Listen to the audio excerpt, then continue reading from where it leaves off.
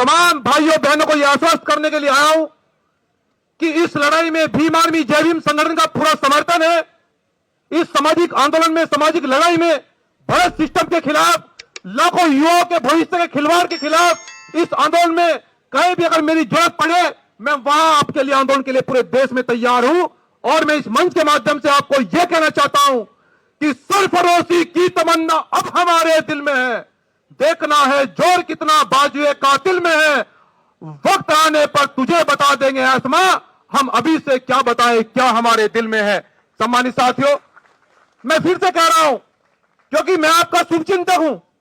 आप लोग वर्षों से, पूरे वर्ष आप मेहनत से पढ़ते हो। हमारे माता पिता मेहनत मजदूरी करके हमारी फीस भरते हैं। आपका सपना यह रहता है कि अब की बार हम आईएएस टीचर्स पास करेंगे, नीट एग्जाम पास करेंगे, लेकिन वहां होता क्या है, वहां सत्ताधारियों के बच्चे जो देश में नहीं विदेश पढ़कर, वो हमारे बारे में इसलिए नहीं सोच रहे हैं क्योंकि जो सत्ताधारी नेताओं के बच्चे हैं वो तो विदेशों में पढ़ रहे हैं, वो इस देश में नहीं पढ़ रहे हैं। वो हमारे देश के पैसे से, देश का पैसे का दुरुपयोग करके वो देश में अपने उनके बच्चे ऐशो आराम कर रहे हैं। लेकिन हम मजदूर किसान के बच्चे देश के लिए संघर्ष करते हैं, देश का पेट पालन करते हैं, लेकिन हमारे सपनों पर जिस प्रकार से पानी फेरा जा रहा है, भ्रष्ट सिस्टम दम तोड़ दे रहा है, इस सिस्टम के खिलाफ हमें सामाजिक आंदोलन देश के अंदर यह मजबूत करना होगा। और इस आंदोलन को मजबूत करने के लिए अपने भाई और भीम आर्मी जय भीम संगठन की जहां भी जरूरत हो, हमारे मंच पर जिम्मेदार भाई जो खड़े हैं, मैं आपको पूरा समर्थन देता हूं और मैं जो कहता हूं वो करता हूं। मैं ये फिर से आश्वस्त करता हूं कि इस लड़ाई में भाई और जहां भी मेरी जरूरत पड़े, बस एक मिस कॉल की जरूरत रहेगी। और जो लोग, मुझे यहां कर ये भी पता लगा है कि कुछ लोग सत्ताधारी दबाव में हमारे भाइयों को प्रशासन के द्वारा डराने धमकाने का काम कर रहे हैं।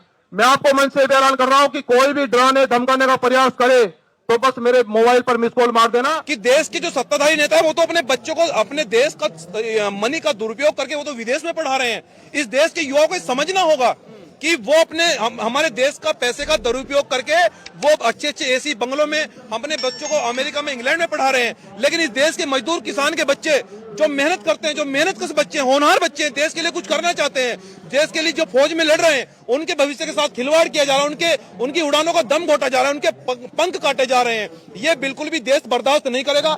सरकार युवाओं ने बनाई है, सरकार युवाओं ने बनाई। अगर देश की सरकार नहीं मान रही है, देश की सरकार झुकने के लिए तैयार नहीं है, तो सरकार बदल देगा। भीम आर्मी जय भीम संगठन नीट एग्जाम पेपर लीक के खिलाफ काफी दिनों से हम लोग भी आंदोलन चला रहे हैं, लेकिन देश का युवा दिल्ली जंतर मंतर पर लगभग 15 दिनों से बैठा है और भीम आर्मी जय भीम संगठन इसके लिए बहुत शुभचिंतक है कि देश का युवाओं के भविष्य को बर्बाद किया जा रहा है, देश के भविष्य के साथ खिलवाड़ किया जा रहा है। और जिस प्रकार से ये भ्रष्ट सिस्टम देश के होनहार युवाओं की उड़ान के लिए दम तोड़ रहा है, इस सिस्टम के खिलाफ भीम आर्मी जय भीम संगठन संविधान को हाथ में लेकर लड़ेगा। आज हमारे साथी अंकुर घाट जी, भाई वीके सिंह जी, रवि भाई, हम भीम आर्मी जय भीम संगठन के सभी पदाधिकारी आज यहाँ पर अपने युवाओं का हालचाल जानने के लिए, उनको कोई तकलीफ तो नहीं है, इस आंदोलन को मजबूत करने के लिए मैंने इस देश के युवाओं से ये अपील करी है कि इस भ्रष्ट सिस्टम के खिलाफ और देश के युवाओं के भविष्य के खिलवाड़ किया गया उनके साथ में, मैं इस सिस्टम के खिलाफ लड़ूंगा मजबूती से, संविधान को हाथ में लेकर। और जिस प्रकार से देश के मंत्री जी जब तक शिक्षा मंत्री इस्तीफा नहीं देंगे, जब तक ये आंदोलन जारी रहेगा। और मैं ये कहना चाहता हूं कि देश के युवाओं को शिक्षा के साथ साथ में आंदोलन में अभी आने की जरूरत है, क्योंकि बाबा साहब डॉक्टर अंबेडकर ये कहते थे कि जब लायक लोग कुर्सियों पर नहीं बैठेंगे तो देश के युवाओं के साथ में खिलवाड़ होगा, देश के साथ में खिलवाड़ होगा। तो नाकाबिल लोग कुर्सियों पर बैठे हैं, इसलिए मेहनती लोगों के साथ में, मेहनतकश युवाओं के साथ में, होनहार बच्चों के साथ में, उनके युवाओं के भविष्य के साथ में खिलवाड़ किया जा रहा है। तो युवाओं से मैं बार बार अपील कर रहा हूं, पढ़े लिखे नौजवानों से, कि आपको सामाजिक आंदोलन में भी आना पड़ेगा जो भीम आर्मी जय भीम संगठन चला रहा है। और इस आंदोलन में जो नीट एग्जाम पेपर लीक हुआ है, इसके खिलाफ हम लोग पूरे देश में लड़ाई लड़ने का काम करेंगे। पूरी तरह युवाओं का समर्थन में भीम आर्मी जय भीम संगठन का पूरी तरह समर्थन है और इस लड़ाई को लड़ेंगे। देखिए संघर्ष करो, हम तुम्हारे साथ। देखिए संघर्ष करो, कहा जा रहा है बीजेपी में कल्चर नहीं है इस्तीफा देने का। देखिए, हम एक चीज बताना चाहते हैं कि वही कि देश के युवाओं ने सरकार बनाई है और देश का युवा समझ चुका है कि देश के जो सत्ताधारी नेता है वो तो अपने बच्चों को अपने देश का मनी का दुरुपयोग करके वो तो विदेश में पढ़ा रहे हैं।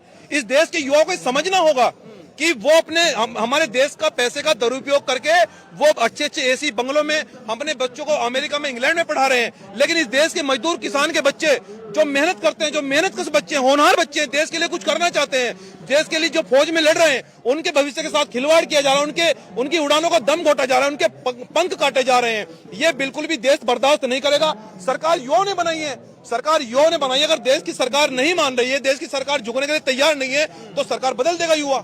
इस बार हम लोग जवाब देंगे, जहां भी जिस प्रदेश में भी विधानसभा चुनाव होगा, लोकसभा चुनाव होगा, तो युवा जवाब देगा। देखिए, दहशतगर्दी बताया जा रहा है, आतंकवादी बताया जा रहा है आपको सोशल मीडिया। इस देश के अंदर जब भी देश के अंदर क्रांति हुई है, शहीद भगत सिंह आजाद से लेकर चंद्रशेखर आजाद जी से लेकर बाबा साहब डॉक्टर अंबेडकर, अब्दुल कलाम, पेरियार, सब लोग जितने भी क्रांतिकारी लोग हुए हैं, इन बहरूपीय लोगों ने उनको भी अपमानित करने का काम किया है। लेकिन नौजवान देश के युवाओं से मैं अपील कर रहा हूं, देश किसी के बाप की बपोती नहीं है, देश सबका है। देश हिंदू, मुस्लिम, सिख, बौद्ध, पारसी का है, देश सबका। और ये लड़ाई हमारी जारी रहेगी।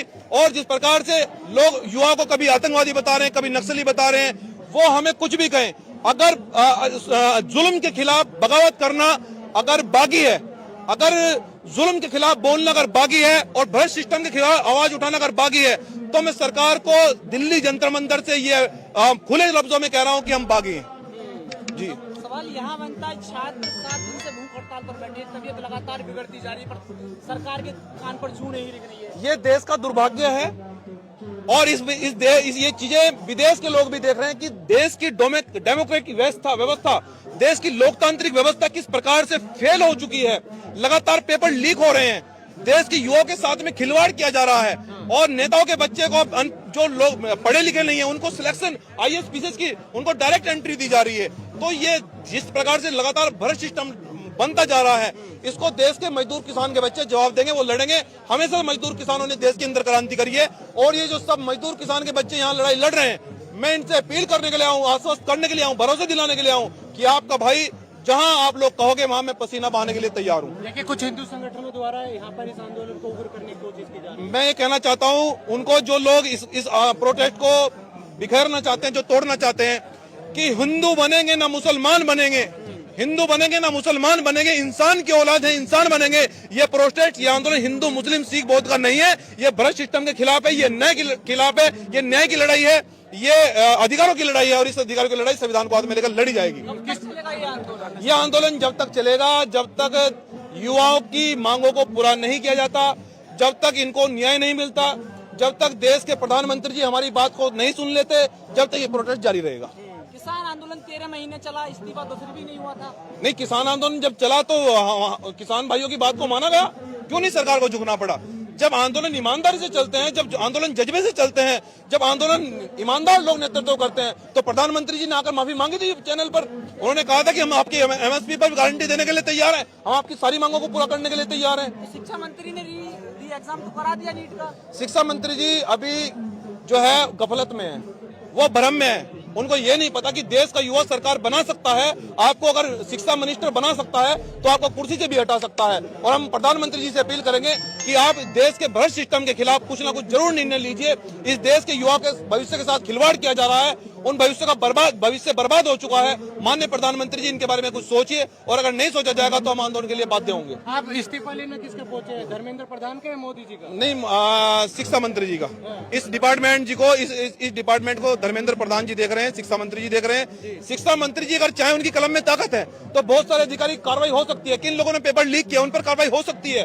कौन लोग इस भूमिका में शामिल हैं, कौन लोग इस प्रोपेगेंडा में शामिल हैं, उन पर कार्रवाई हो सकती है। लेकिन इसलिए नहीं हो रही है कि सिस्टम भ्रष्ट है, वो कार्रवाई करना नहीं चाहते, वो उनके लोग हैं उस भ्रष्ट सिस्टम में। धन्यवाद। रंजीत भाई, एक सवाल ये है कि उत्तर प्रदेश में 2027 में चुनाव है, कितना फर्क पड़ेगा चुनाव में? देखिए, जब पढ़ा लिखा नौजवान आंदोलन का नेतृत्व करता है तो सरकारें बनती हैं, सरकारें गिरती हैं। लेकिन मैं मुझे इन युवाओं पर गर्व है कि पढ़ा लिखा नौजवान इस आंदोलन का नेतृत्व कर रहा है। और जब पढ़ा लिखा नौजवान आंदोलन का नेतृत्व करता है, उसको कोई गुमराह नहीं कर पाता है, उस आंदोलन को खरीद नहीं पाता है, उसको कोई मुद्दे से नहीं भटका पाता है, तो सभी प्रदेशों में आपको डिफरेंस देखने को मिलेगा। इस्तीफा मांगकर तक ये आंदोलन चलेगा या इसके आगे भी? नहीं, आंदोलन तो हमेशा से, ये तो आंदोलन सदियों से चलता रहा है, महापुरुषों ने आंदोलन चलाया, तो भ्रष्ट सिस्टम के खिलाफ तो आंदोलन चलता रहेगा लंबा।